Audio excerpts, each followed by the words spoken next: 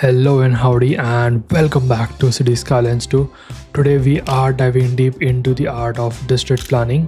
Whether you are designing a new urban area or rebuilding an existing one, understanding the very basics that make up a district is a key to a functional and beautiful district. This is going to be episode 1 of a few episodes diving in different areas of a proper district planning and how to create a proper district. We all are learning together for this. So, I have broken down the planning into two main components, layout and density. We will cover three layout styles: grid, organic, and hybrid, and three density type: tight, loose, and intermediate. And yes, these are not your typical densities, this is different. By the end, you will have a clear and step-by-step method to design a district that meets your goal, whether it be for efficiency or aesthetics. Before we move on, I just want to say if you enjoy this video, then please leave a like, and if you are new and enjoying my content, please subscribe. And shout out to Clovis Grundy for joining the Patreon, and thank you for watching the video, and I hope you enjoy the rest of it. Before we start doing the practicals, let's begin by talking about density. Essentially, how intensively an area is built up. Tight density. This is all about maximizing space. The density per population per density. Buildings are much closer to each other, and the most common examples are downtowns. But you will also see the tight densities in suburbs, like in these few examples. The houses are comparatively small and are very close to each other. Pros: maximizing the use of space, which helps you build up population in small areas via sky-high towers or suburbs. Cons: require a good road planning to avoid congestion. Intermediate density. This is a more of balanced approach and most commonly seen out of any of the three density types. Here, houses are a little bigger and have more space around them. Usually in suburbs, they also have back access to every row of the houses, making the overall block size bigger. Pros: give you enough space so you can detail the blocks nicely with trees, and is also the widely used density type. Cons: balancing the correct middle ground for these is a bit of a hassle. Loose density. This is vastly seen in areas where there is hills, which requires more spread out houses due to lack of spaces, or seen widely in rich neighborhoods hosting massive houses. Pros: creates a sense of open and free flowing neighborhood with minimal traffic, perfect for gated community builds. Cons: takes up a lot of real estate and can only be made a few times or for aesthetic purposes. Each density type serves a different purpose and also boasts different layouts. So let's move on to layouts, the main blueprint of your district. Grid layout. This is the classic. Roads intersecting at 90 degrees forming uniform blocks.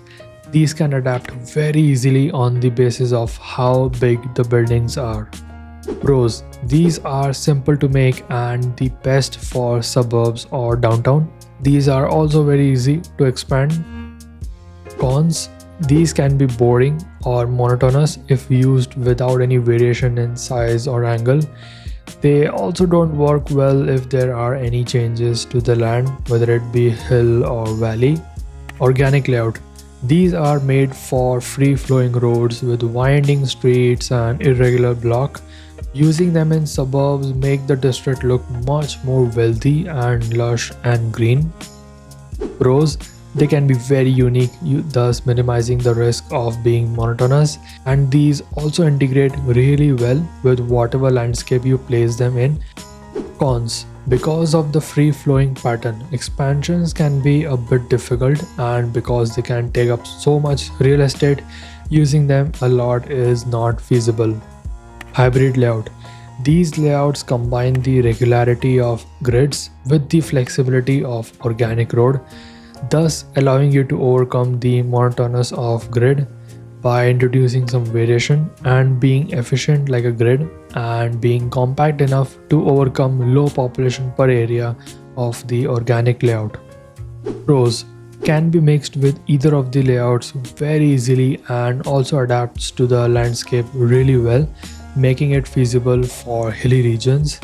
Cons: not everything is good about them. They come with their own set of cons, from more complex to design road layout to planning required for infrastructure due to being curvy and efficient like the grids.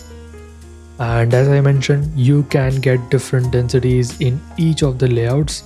So you can get loose, intermediate, or tight densities in grid layouts, or get tight density in organic layouts along with its loose densities.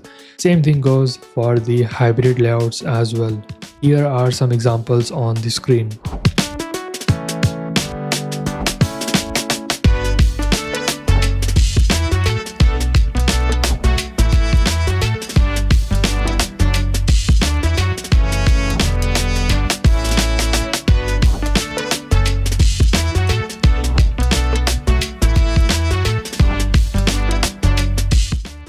Now that we have learned about the densities and the layouts, let's implement them in these one tile big spaces, and I will show you how you can use the same area to make all the three of the layouts here and how density works for each of them.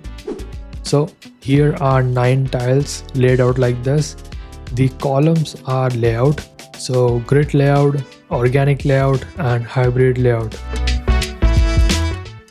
The rows are densities, so loose density, intermediate density, and tight density. So we are going to be looking on all the possible densities each layout has to offer, starting with the loose density in grid layout. So we have this one big tile area with boundaries that are made from the vanilla 2-lane two-way road that will act as our main road in a neighborhood that is usually attached to a collector. For the block itself, we will use the alley road.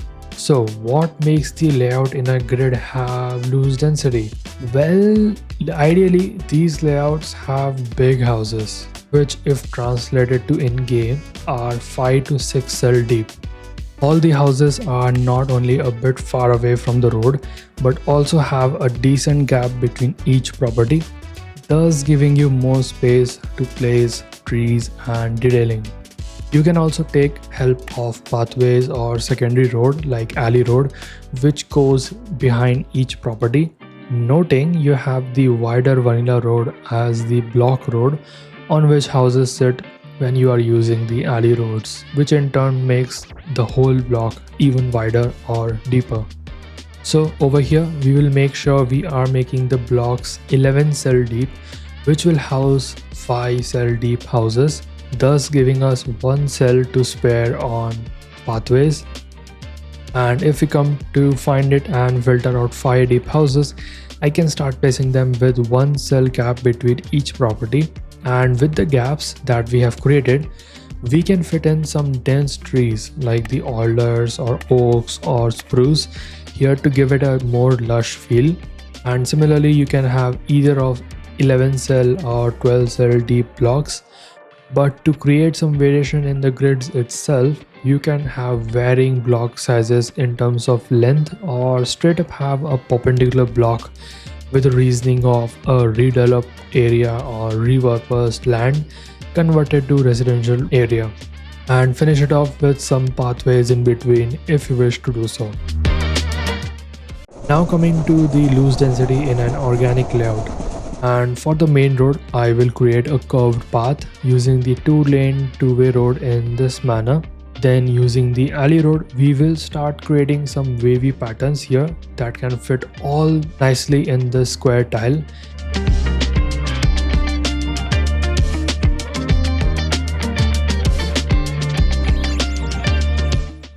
And we end up with this sort of organic layout. Now, these organic layouts usually come with massive houses due to their location and how much land they cover. So you can either use 5 or 6 cell deep houses here, and again remembering to have at least 1 cell gap between each property and just place them like how I'm doing it.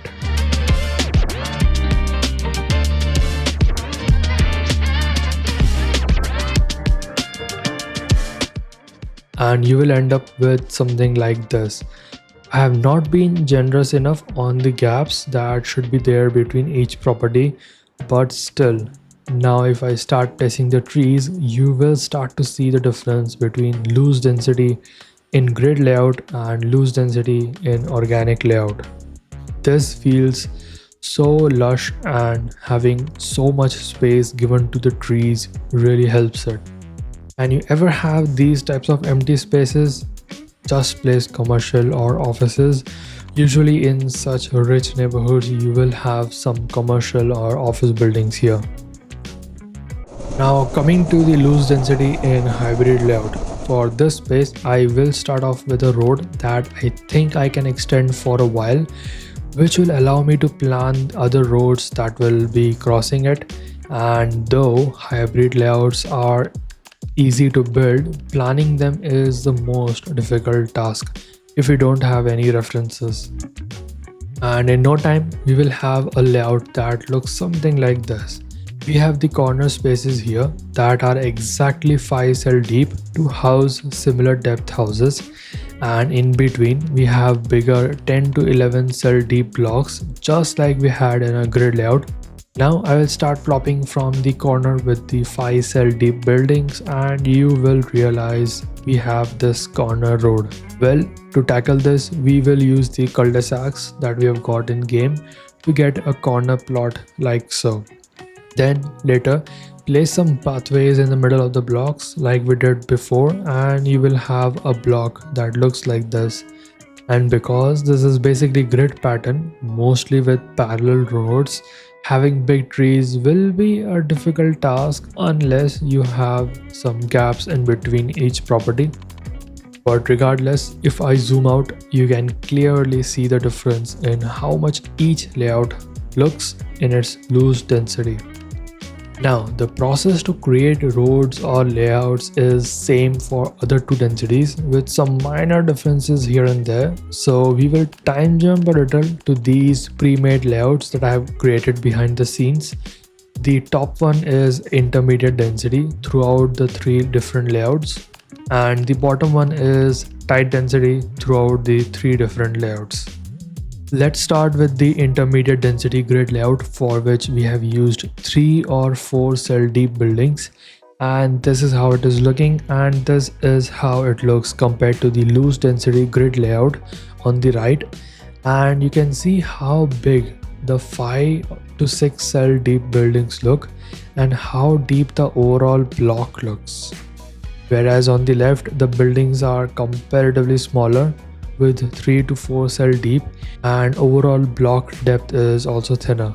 Now comparing this intermediate density grid to tight density grid, you can again see the difference very clearly with how tight the left one feels compared to the right because of its smaller 2 cell deep zoning.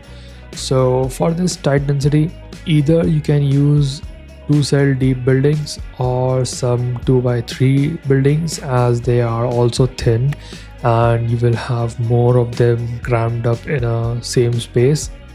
You can also use pathways at the back if you want. So here I have 5 cell deep block and I can have a pathway running in the middle and then 2 cell deep buildings on the side. But if you go any wider, the intermediate density grid layout is the option for you. Now moving to the organic layout, to the intermediate density organic layout with these 3 to 4 cell deep buildings, and you can see how this one looks, and this is the comparison of all the 3 densities in organic layout, with the loose density having the biggest 5 to 6 cell deep housing and looking so lush and green with the amount of free space and trees that it has.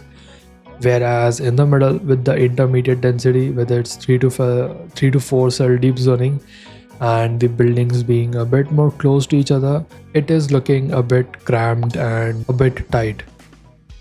Then we move to the tight density for organic layout, and you can see how more dense these buildings look.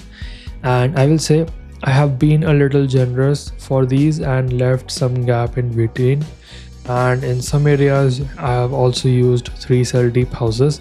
But I think in reality as well, There are some variations depending on the amount of land you have got, and the main thing you can look here is that the grids get thinner as we increase density, like we have squished them, whereas in organic layout we start to add more roads as density increases, and it's basically a mix of both for the hybrid layout. So let's take a look at the intermediate density hybrid layout, and you can clearly see the difference. Right one being the loose density with bigger housing and deep blocks, and the other houses and the blocks get thinner as we move to the intermediate density, and get even more thinner as we move to the tight density. And you can also see in these neighborhoods you can also plop some service buildings like schools, and they fit in so perfectly here with the houses surrounding them. And lastly, you have noticed one major thing with all the 9 variations of district planning is that the size of the plot doesn't determine how lush or green your space will be if you ignore the loose density and organic layout, but more of if you leave a cell gap between each property. And your end goal determines whether you want a loose density neighborhood, which can be used when you don't want too much population and just focus on aesthetic, or intermediate density neighborhood, which can be used normally, or tight density neighborhood when you need the maximum population per area. And that's a wrap on our district planning guide. Today we explored 3 density types: loose, intermediate and tight, along with 3 layout types: grid, organic and hybrid. The key is to tailor your approach to the purpose of the area and keep the future growth in mind. I hope you learned anything from this video, and if you did, then please leave a like and do subscribe if you are new or enjoy the content. Join my Patreon to support me and the work that I do, and you will get some cool perks. And I'll catch up with you guys in the next one, and happy building.